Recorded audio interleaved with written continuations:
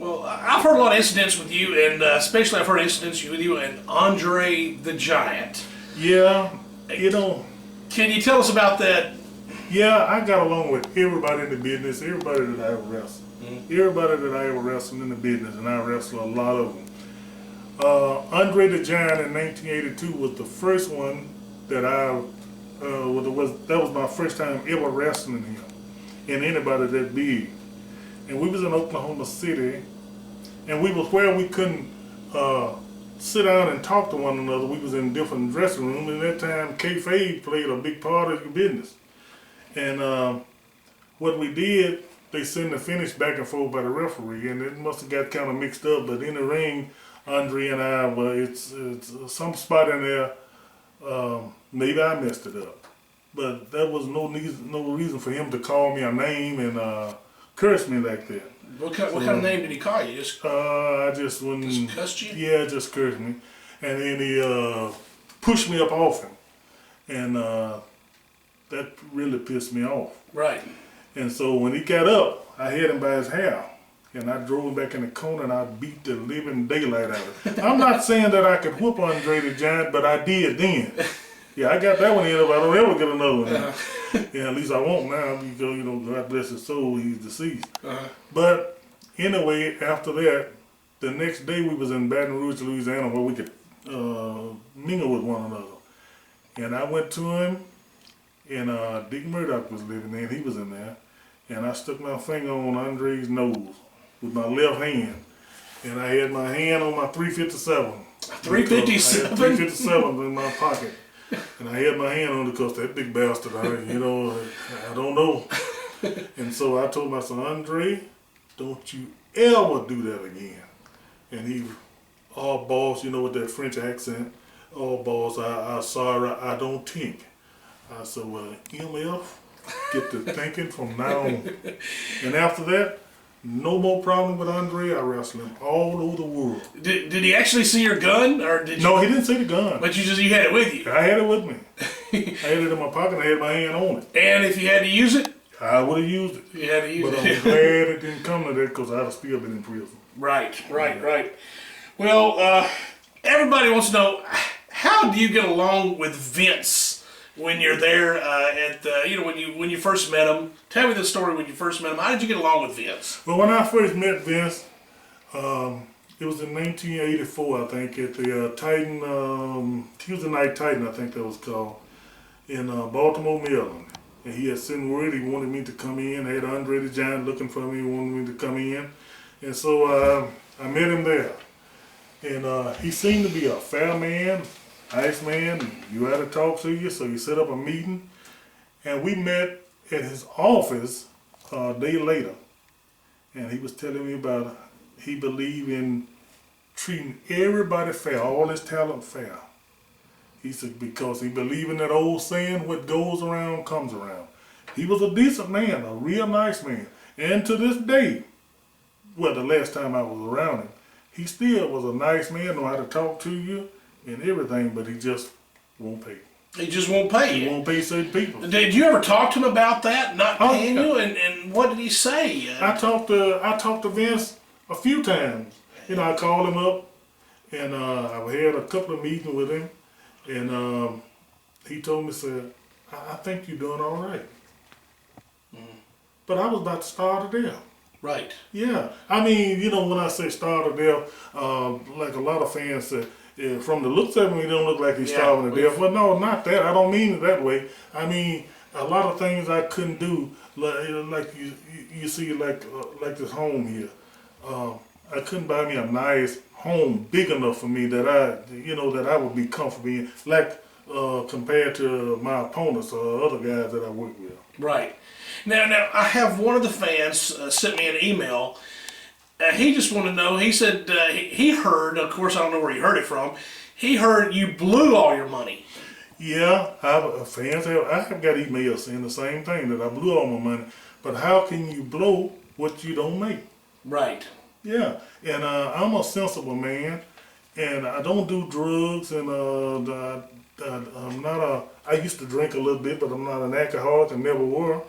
And I always wanted me a place to stay. If I had a blue money, I wouldn't have had this little place. But the little money that I made, I put it right here. Well, how did you get in the ring with Hulk Hogan, Andre the Giant, Undertaker, and how did you not get in the ring with? I don't understand. How come you didn't get the money equal to what they had made? I mean, they made a lot of money. What happened? What went wrong? You know, Jimmy, I ask myself that sometimes. What did go wrong? I was in main event with those guys everywhere. Everywhere. Madison Square Garden, the LA Coliseum in Los Angeles,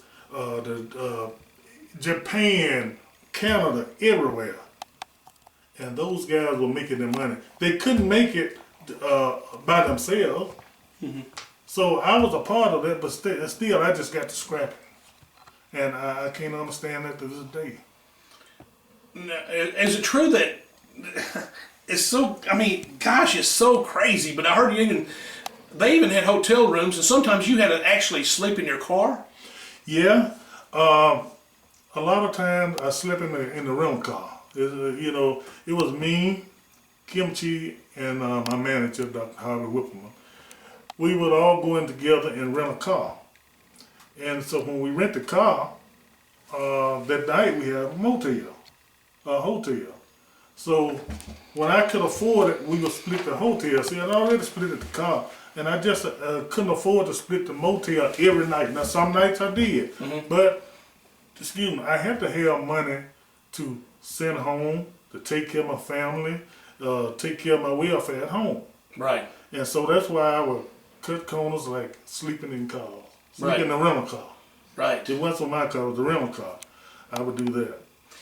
So you actually made more money elsewhere than you did WWE. Yeah, and that seemed funny because that's the biggest organization in the world, the most wealthiest, and I was there and didn't make any money. Right.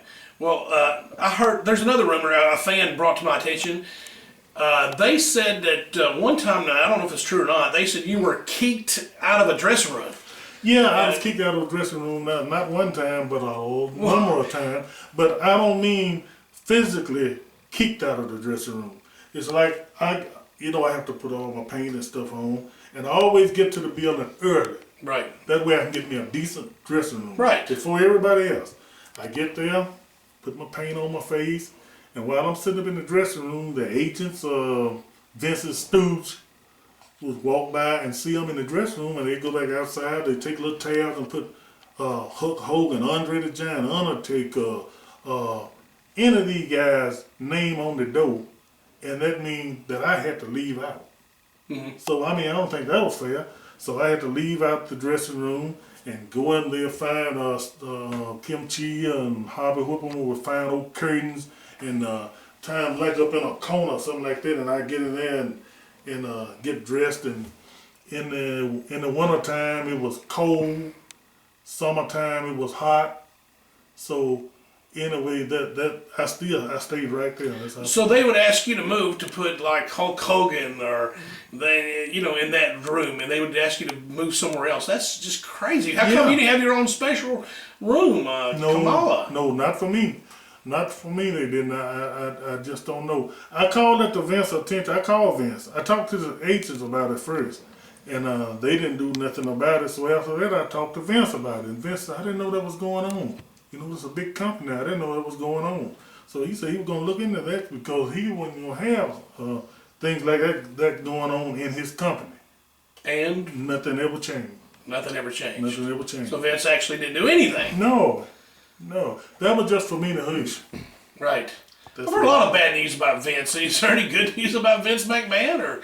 The only good news I know about Vince is when you talk to him, he talk to you so calm, so nice, so pleasant, even different from his gimmick you see on TV. Right. Yeah. But where Vince is dirty to you at is with that pencil. Right. The payoffs. And what was his excuse like when you talked to Vince?